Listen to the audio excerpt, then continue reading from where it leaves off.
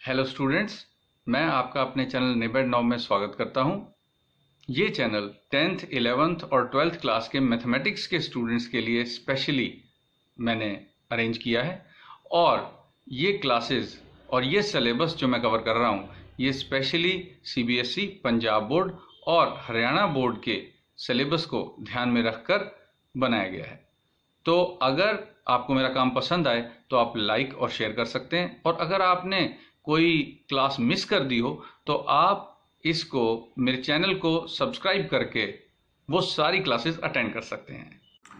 Students, आज हम करेंगे सॉल्यूशंस बाय ग्राफ्स, यानी कि दो इक्वेशंस अगर हमें दी हुई हैं, जैसे कि हम दो इक्वेशंस ले लेते हैं 2x + 3y = 8 and 5x - y = 3।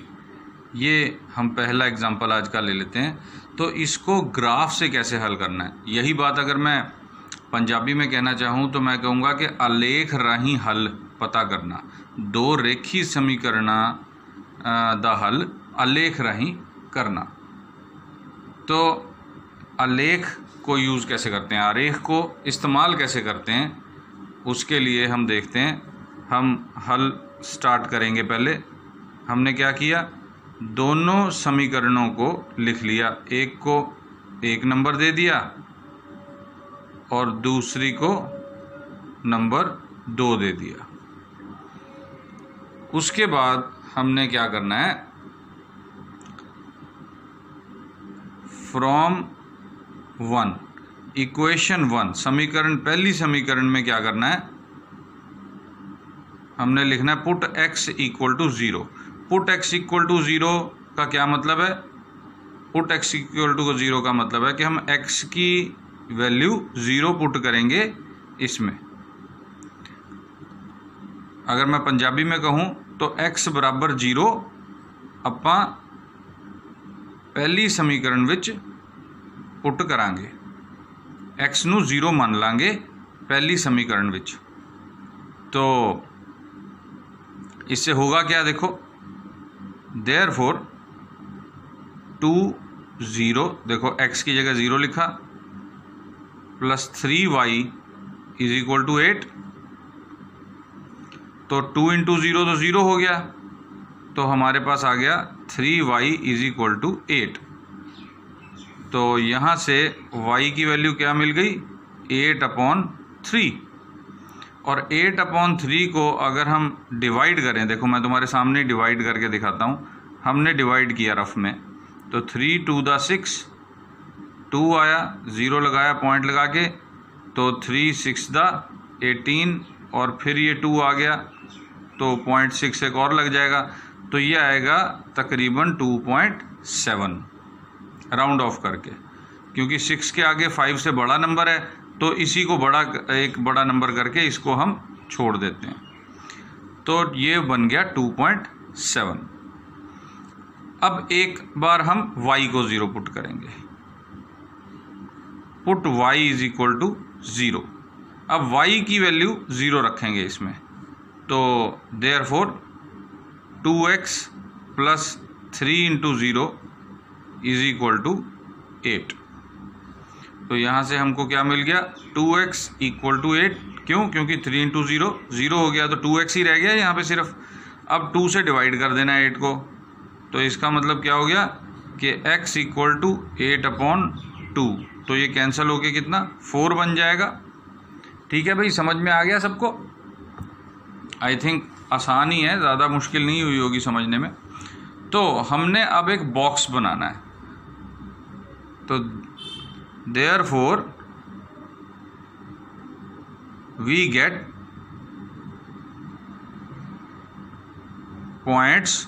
कौन से पॉइंट लिए हमने, ए पॉइंट हमारे पास आया, x को 0 पुट किया था और y की वैल्यू 2.7 आ गई थी, तो 0, 2.7। तुम्हें पता होगा ग्राफ पे x, y पॉइंट्स इस तरह से लिखे जाते हैं। पहले x लिखते हैं हम, बाद में y। तो पहले x बाद में y। एंड b कैसे आया, y की वैल्यू 0 पुट की तो x 4 आ गया, यानी कि 4,0 ये आ गया हमारे पास। अब इसी को अगर पंजाबी में लिखूं मैं तो हम लिखेंगे देयरफॉर सानू A 0,2.7 ਅਤੇ B 4,0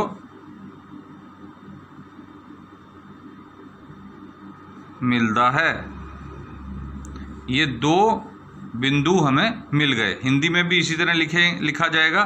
देयरफॉर हमें A 0,2.7 और B 4,0 मिलता है। तो एक लाइन के लिए हमें A B 2 पॉइंट मिल गए। अब फ्रॉम 2 इक्वेशन नंबर 2 क्या थी? देखो बच्चों, मैं यहाँ से देख के लिख रहा हूँ। इक्वेशन नंबर 2 थी, मैं एक बार फिर लिख लेता हूँ इक्वेशन को। 5x - y = 3, ये मैंने लिख ली। यहाँ पे भी बिल्कुल वैसे ही करना है। पुट x = 0, पहले हमने x को पुट करना है 0, तो कितना आ जाएगा? 5 × 0 - y = 3। x की जगह 0 पुट कर दिया। देखो मैंने 5 और 0 को हम गुणा करेंगे तो कितना बन जाएगा? 0।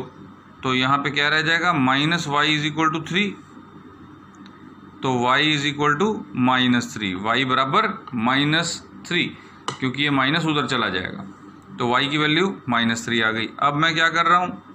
पुट y = 0, तो 5x - 0 = 3। यही इसी इक्वेशन में मैंने क्या किया?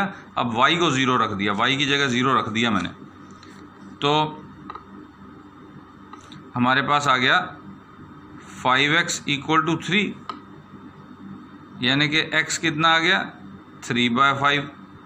तो x की वैल्यू कितनी आएगी? बिल्कुल उसी तरह हम क्या करेंगे, यहाँ रफ में 5 से डिवाइड करते हैं 3 को, तो 0 पॉइंट लग गया, यहाँ 0 लग गया। 5 × 6 = 30, तो 0.6 ये आ गया हमारे पास। तो हम बिल्कुल उसी तरह लिखेंगे। Therefore we get points. अब देखो A और B तो इनका नाम रख दिया था, तो इसका C और D रख देते हैं। C है, देखो x को 0 पुट किया था तो y कितना आया था? -3। और D है अगला पॉइंट, जब y को 0 पुट किया तो x आया 0.6, तो x पहले लिखते हैं। ये आ गया। बिल्कुल उसी तरह तुम लिख सकते हो, सानू बिंदु C ਅਤੇ D प्राप्त हुए या मिले। तो इतना हमने कर लिया। इसके बाद हम ग्राफ बनाएंगे। तो ग्राफ कितना बनाना है, कैसे बनाना है, हम ये पॉइंट्स देख के बता सकते हैं। देखो 0, 2.740, 0 -3.60, मतलब हमें बड़े से बड़ा नंबर कौन सा है इसमें? 4। सबसे बड़ा नंबर 4 हमें दिखाई दिया है इन चारों पॉइंट्स में। तो हमें हर तरफ 6 का ग्राफ बना लेना है। तो मैं ग्राफ दिखाता हूँ। देखो बच्चों, मैंने पेंसिल और स्केल की मदद से ये ग्राफ बना लिया, और ग्राफ उतना ही बनाया जितना की ज़रूरत था। हमने ओरिजिन को बीच में रख लिया, और 0 से 1 के बीच में ये 10 लाइनें हैं, फिर 1 से 2 के बीच में ये 10 लाइनें हैं। इस तरह से मैंने ग्राफ बनाया।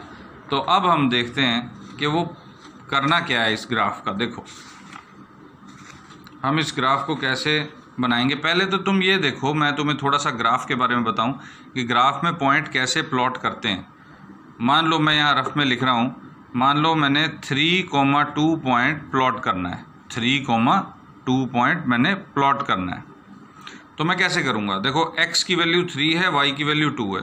तो x की वैल्यू 3 है, ये x एक्सिस है। देखो मैंने x लिखा है, तुमने भी लिखना है हमेशा। और y एक्सिस पे मैंने y लिखा है, ये ज़रूर लिखना है। तो मैं x पे 3 पे आ गया यहाँ पे, और उसके बाद यहाँ से मैंने y एक्सिस, देखो यहाँ पे 2 है ना, y एक्सिस पे y एक्सिस के पैरेलल यानी इसके समांतर मैंने 2 स्टेप्स चलने, 1 2।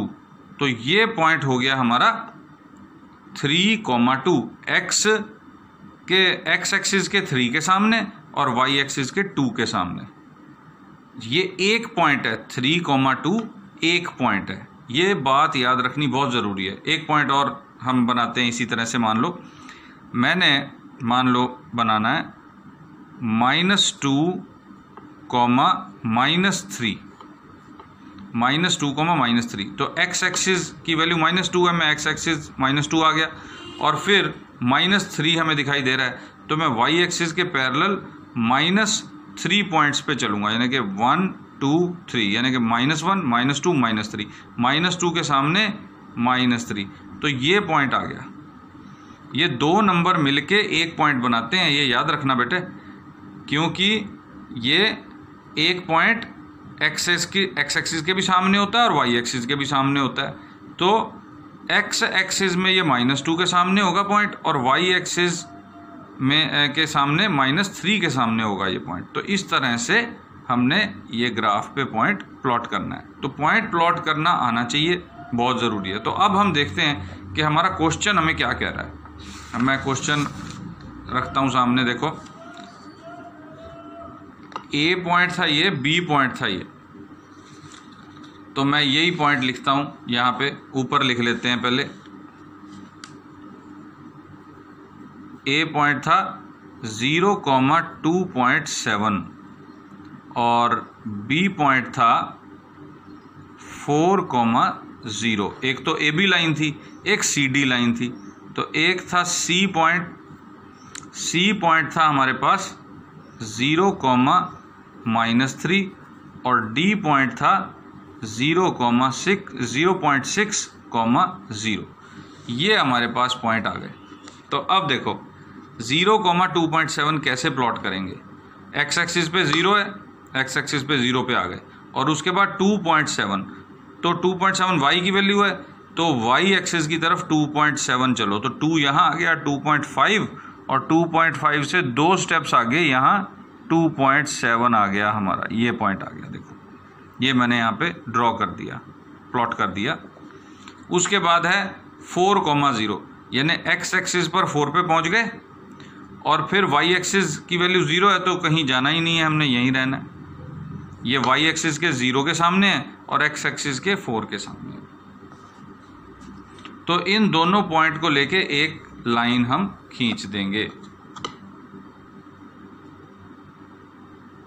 हमने स्केल रखा, पहले यहाँ पॉइंट पेंसिल लगा के देखी, सही पॉइंट है, यहाँ पेंसिल लगा के देखी तो ये नीचे है थोड़ा सा, तो इसको थोड़ा स्केल को एडजस्ट किया, ऊपर कर लिया, तो अब ये ठीक हो गया।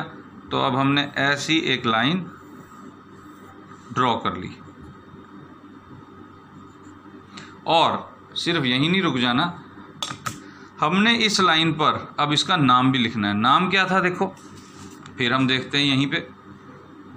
देखो हमने ये A B C D point कहाँ से लिए थे, ए बी पॉइंट दोनों कहाँ से लिए थे, इक्वेशन 1 में एक्स और वाई को 0 पुट करके। तो इक्वेशन 1, ये जो इक्वेशन 1 है 2x + 3y = 8, यही नाम है हमारी इस लाइन ए बी का। यहाँ ए लिख दिया हमने, यहाँ बी लिख दिया, और यहाँ हम लिखेंगे इस तरह से 2x + 3y = 8। मैंने इसका नाम इसके ऊपर लिख दिया। अब सी डी पॉइंट देखते हैं। सी है 0,-3, तो x की जगह 0 और y की जगह -3, तो देखो -3 पे आ गए, 0 के सामने, x एक्सिस में 0 के सामने, और y एक्सिस पे -3 के बराबर, ये पॉइंट आ गया हमारा यहाँ पे। अब इसके बाद पॉइंट D है 0.6,0, तो 0.6 कहाँ पर है, ये 0.5 हो गया, और इससे एक आगे 0.6 यहाँ पे, और 0, y की वैल्यू 0, तो हमने यहीं रहना है, हमने कहीं नहीं जाना। देखो ये दो हमारे पास पॉइंट आ गए, और हमने इनको ज्वाइन करके एक लाइन बना देनी है। तो देखो हम ज्वाइन करके लाइन बनाते हैं।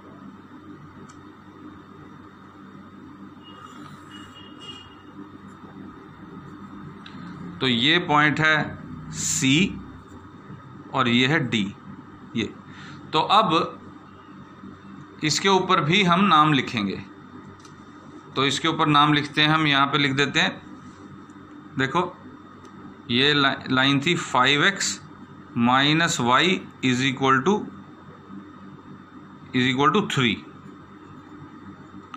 5x minus Y is equal to 3।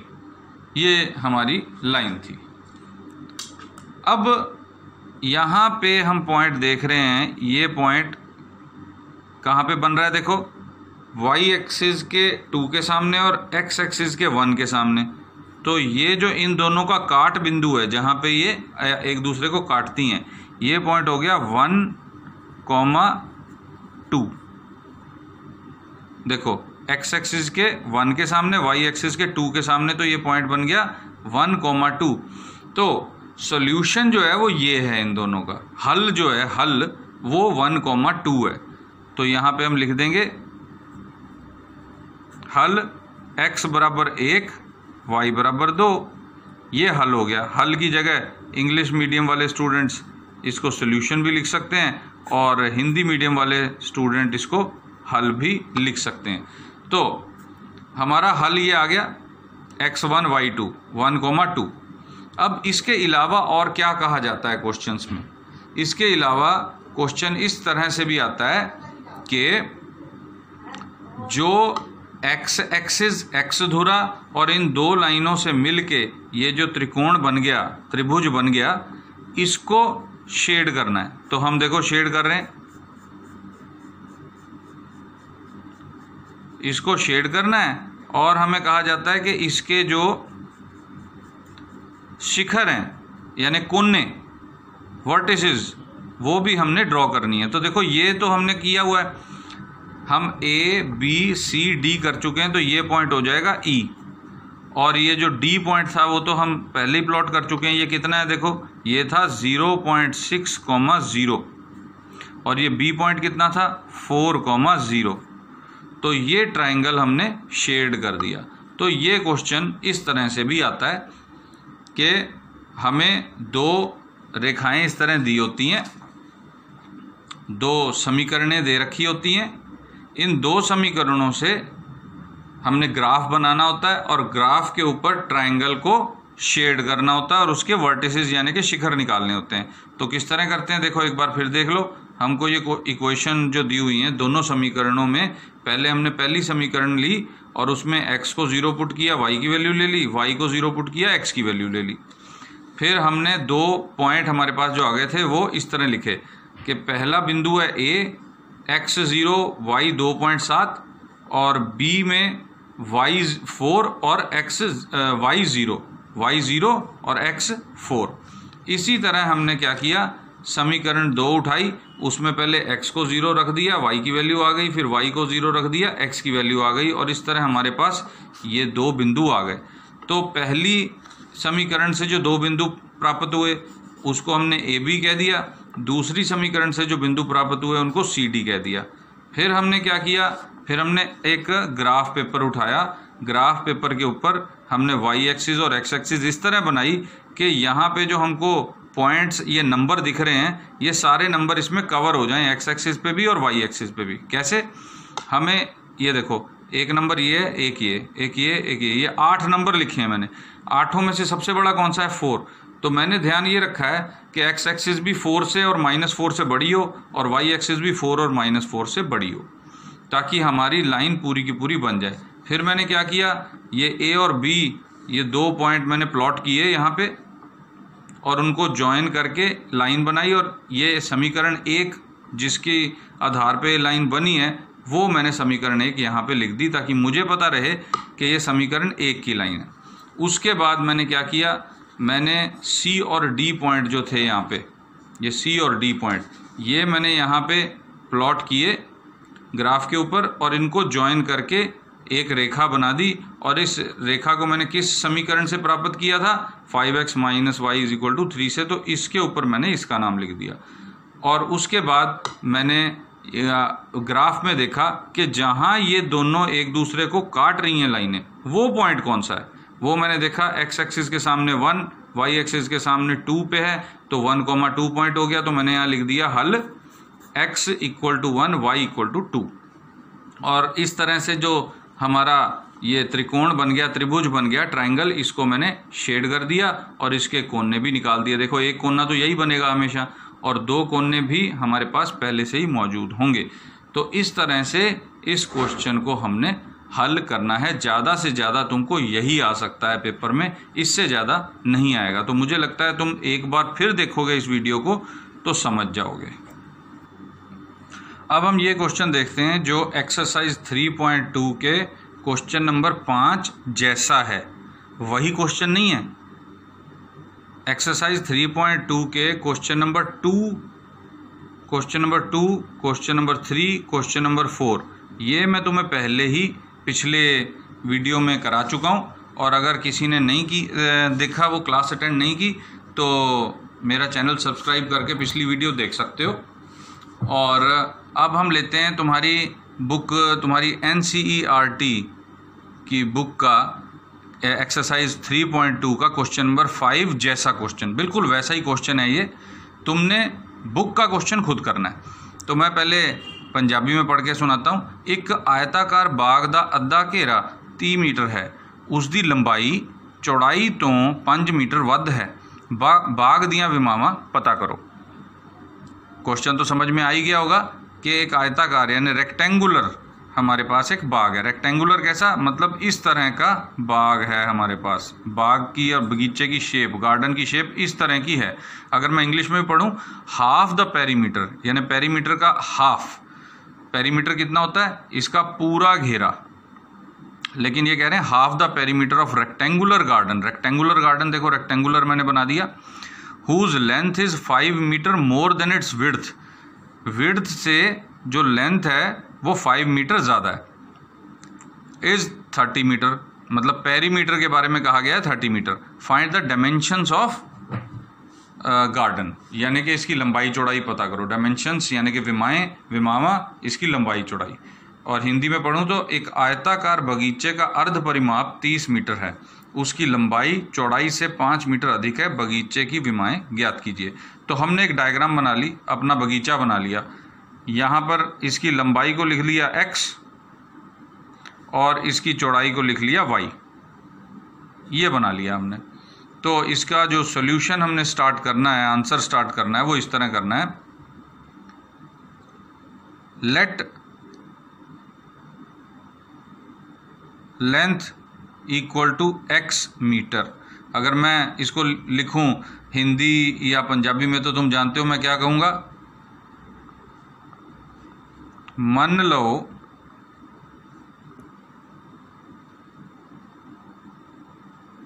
लंबाई बराबर x मीटर, कॉमा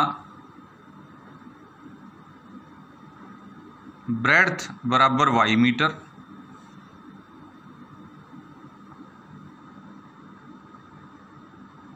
चौड़ाई बराबर y मीटर। देखो इंग्लिश में लिखना ऐसे लिख सकते हो और पंजाबी में लिखना ऐसे लिखते हो। इसी तरह से हिंदी में भी लिखा जा सकता है। कैसे,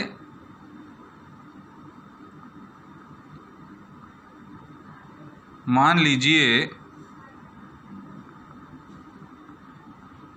लंबाई बराबर x मीटर, चौड़ाई बराबर y मीटर। यहाँ तक तो कोई दिक्कत नहीं है।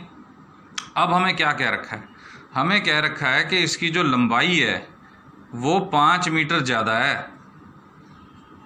तो हम लिखेंगे, क्वेश्चन में हम लिख देते होते हैं इंग्लिश में ATQ, या पंजाबी में लिख रहे हो तो तुम लिख सकते हो प्रश्न अनुसार, या हिंदी में यही चीज़ प्रश्न अनुसार। इन जो भी मीडियम है तुम्हारा, इंग्लिश है तो ये लिख दो, पंजाबी है तो ये लिख दो, और हिंदी है तो ये लिख दो। और उसके बाद तुम लिखोगे, सबसे पहले क्या है, हम अब जानते हैं कि इसकी जो लंबाई है x, वो चौड़ाई y से 5 मीटर ज़्यादा है। यानी कि जब हम चौड़ाई में 5 मीटर ऐड कर दें, जोड़ दें, तो x के बराबर आ जाएगा। तो हमें क्या मिला, x बराबर y प्लस 5। जब हम y में 5 मीटर जोड़ देंगे तो हमारे पास x आ जाएगा। तो यहाँ से हमें एक समीकरण, एक इक्वेशन मिल गई। x minus Y is equal to 5, Y को हम इस तरफ ले आए, ये हमारी पहली समीकरण हो गई। इसके बाद हम कैसे करेंगे? इसके बाद हमने क्या करना है, एक और समीकरण तैयार करनी है। एक और समीकरण कैसे तैयार करनी है? देखो दूसरी समीकरण कैसे तैयार होगी। हमको कह रखा है कि आयताकार का जो आधा घेरा है, हाफ द पेरीमीटर, वो 30 मीटर है। तो पूरा परिमाप कितना होता है? पूरा परिमाप होता है x plus Y plus X plus Y, लेकिन आधा परिमाप x प्लस वाई रह जाएगा। तो हमने लिखना है and x plus Y is equal to 30। ये हमारा दूसरा क्या बन गया? दूसरी समीकरण तैयार हो गई। तो हमने जो विमाएं ज्ञात करनी है, विमावा जो है हमें पता करनी है, तो हम क्या करेंगे? अब इसको हल कैसे करेंगे? आलेख विधि से हल करेंगे। तो देखो जैसे मैंने पिछला ग्राफ बनाया, बिल्कुल इसी तरह से तुम ग्राफ बनाओगे और यहाँ पे जो पॉइंट है आएगा इस तरह से इस क्वेश्चन में, वो इसकी विमाएं होंगी। जो तो देखो ग्राफ तुम बनाओगे, ग्राफ में जहाँ भी एक दूसरे को पॉइंट काटेगा तो जो x की वैल्यू आएगी वो लंबाई हो जाएगी और जो y की वैल्यू आएगी वो चौड़ाई हो जाएगी।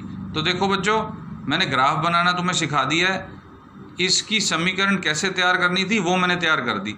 तो अब बाकी का काम तुम्हारा है। कैसे?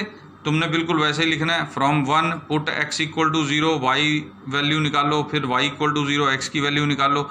बिल्कुल वैसे ही अपने आप करना है और कोशिश करो बच्चों अपने आप कर सको। अगर तुम ऐसा कर लोगे तो ये सवाल तुमको अभी आ जाएगा। तो मैं तुम्हारे लिए उतना कर देता हूँ कि फ्रॉम 1 हम ABCD 4 पॉइंट निकाल लेते हैं। फ्रॉम 1 हमने क्या किया? Put x equal to 0, x को 0 पुट किया तो 0 minus Y is equal to 5। तो यहाँ से y की वैल्यू क्या आ गई? -5, माइनस इस तरफ चला गया। फिर पुट y इक्वल टू 0, तो x minus 0 is equal to 5। तो x की वैल्यू कितनी आ गई? 5। तो देयरफॉर a पॉइंट क्या बन गया? 0, x 0 है, कॉमा y की वैल्यू -5 एंड b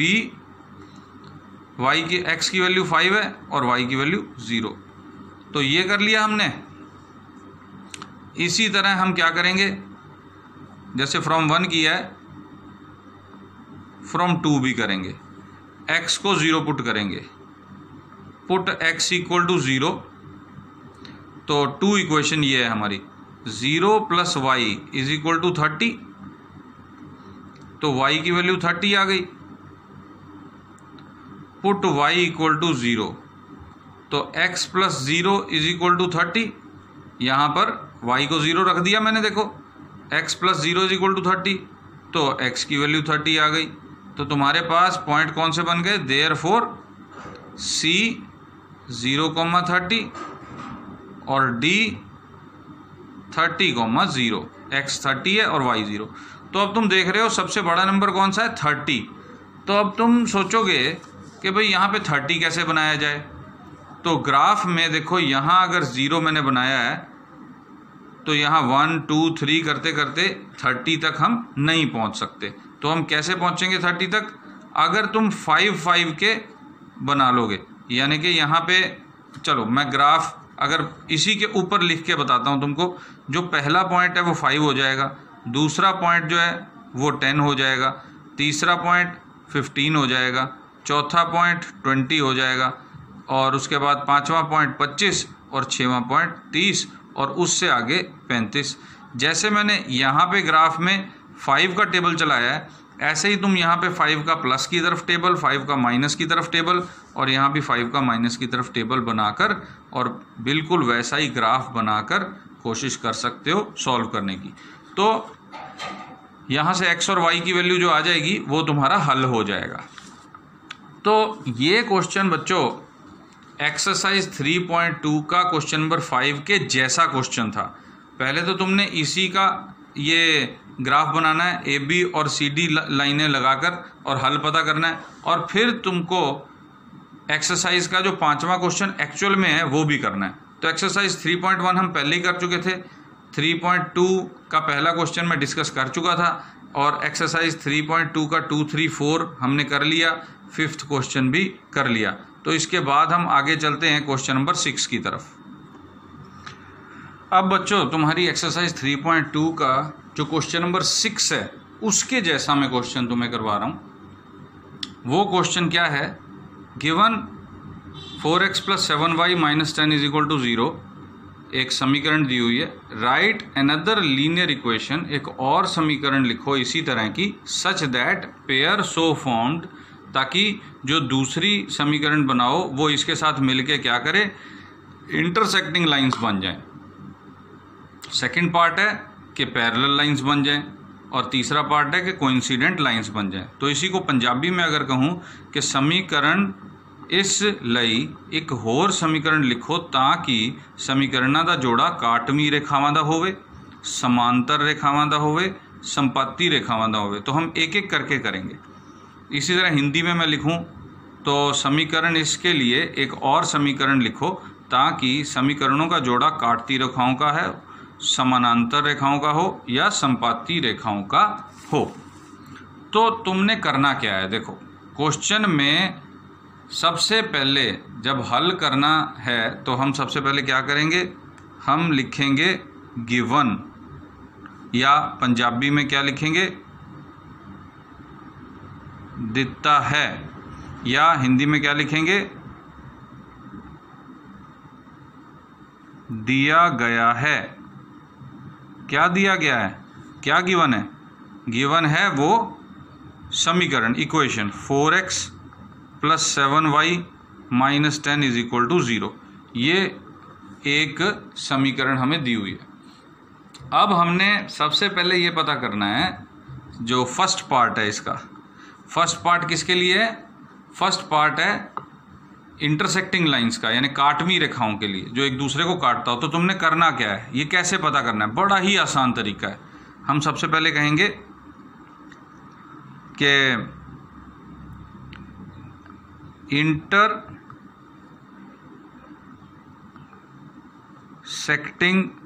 लाइंस, ऐसे कर दिया, या फिर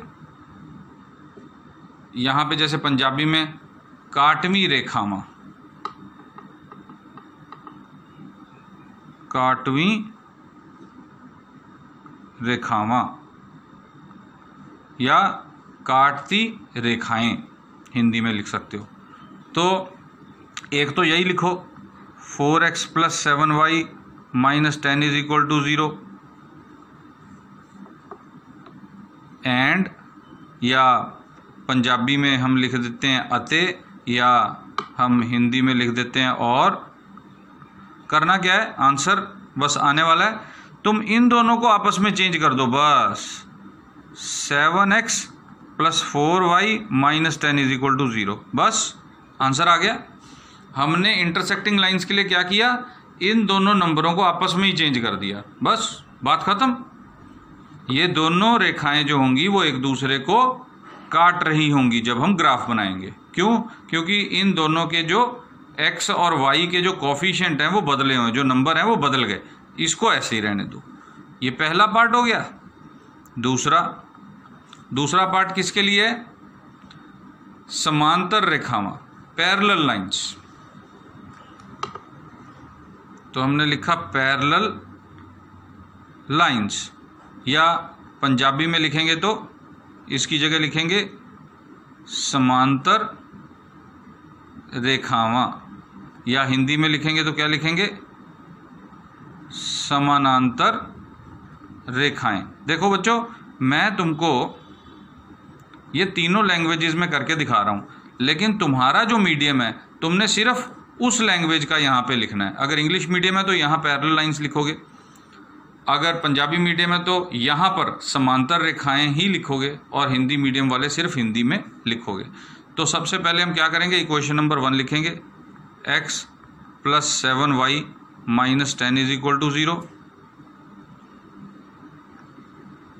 एंड अब क्या करो, पैरेलल लाइनें बनानी है ना, तो 4x + 7y को वैसे ही रखो, बस इस नंबर को चेंज कर दो। ये माइनस के बाद 10 है ना, तो इसको 20 कर दो। बस ये रेखाओं का जोड़ा क्या बन गया, समांतर रेखाओं का बन गया। क्योंकि हमने क्या किया, अब तुम ये याद रखना कि कांटवी रेखाएं यानी इंटरसेक्टिंग लाइनें कैसे बनती हैं, x और y के कोफिशिएंट को आपस में बदल के। पैरेलल लाइनें कैसे बनती हैं, समांतर रेखाएं, इसको ऐसे ही रखते हैं, इनको बदल देते हैं, ये जो कांस्टेंट हैं जो बगैर x y के टर्म है। और तीसरा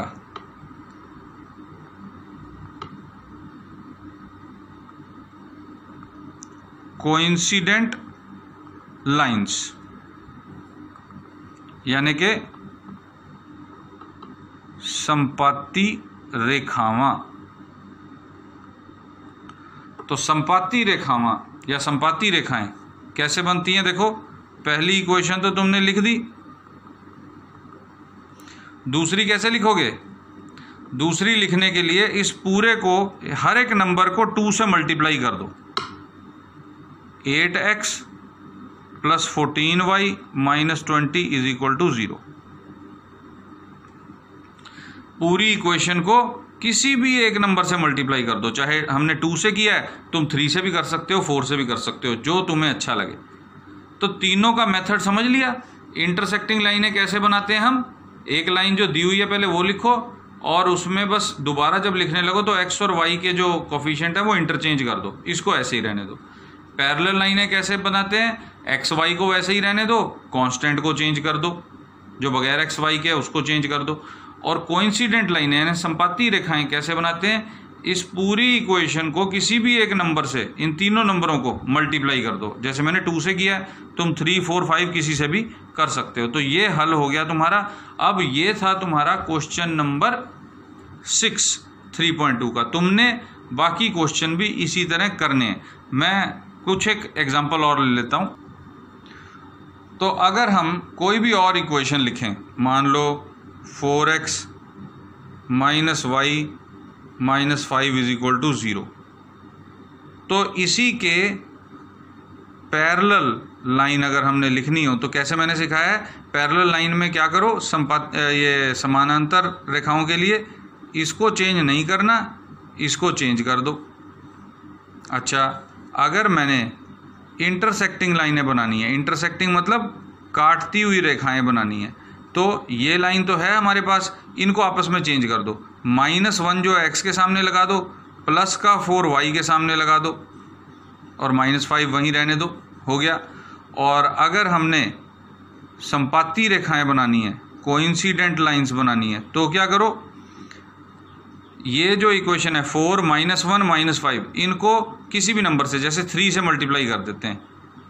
12x - 3y - 15 = 0। बस ये संपाती रेखा बन गई। इसके साथ ये इसके पैरेलल समांतर हैं, और ये दोनों आपस में काटवीं रेखाएं हैं। तो तुम्हें समझ में आ गया कि ये किस तरह हो रहा है। और अब मैं बताता हूँ कि एक्सरसाइज 3.2 का जो 7वां क्वेश्चन है वो तुमने अपने आप ट्राई करना है, क्योंकि उसमें क्या है, तुम्हें 2 समीकरणें दे रखी हैं, जैसे कि मैं यहाँ पे बना रहा हूँ, इस तरह की 2 समीकरणें दी हुई होंगी। ये समीकरणें दी हुई हैं और तुमको कहा गया है कि इसका ग्राफ बनाओ।